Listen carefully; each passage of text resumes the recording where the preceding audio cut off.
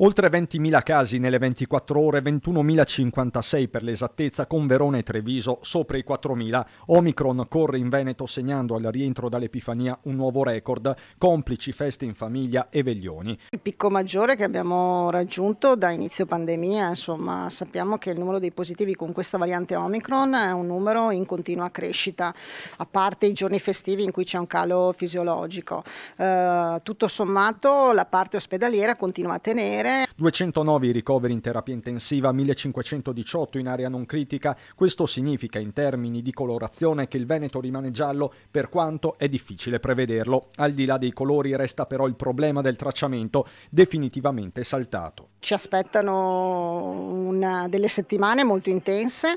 Qual è il problema? Il problema è che con numeri così grandi tutta l'attività di contact tracing e di tracciamento diventa impossibile. Questo è il quadro a poco più di 24 ore dal rientro in classe per migliaia di ragazzi, con il presidente Zaia ritornato a chiedere anche in queste ore al CTS di esprimersi sulla scuola o sarà, testuali parole, un calvario. Sullo sfondo il braccio di ferro a suon di ricorsi tra governo e Regione Campania. Insomma, solo un parere scientifico, autorevole e definitivo potrebbe disinnescare la bomba. Il tema più che politico è pratico, un esempio su tutti. Noi sappiamo già che non saremo in grado di applicare i protocolli che sono previsti. Facciamo un esempio: con un caso positivo i ragazzi rimangono a scuola in autosorveglianza, ma dobbiamo fare un test al primo giorno al T0 e poi uno al quinto giorno. Oggi con questi numeri di positivi è pressoché impensabile, impossibile pensare di riuscire a farlo in tempo. E sulla scuola usa parole nette, guardando al dibattito sulla DAD l'epidemiologo Massimo Guerriero: la chiusura tout court non ha senso, ben altra cosa se si accelerasse sui vaccini.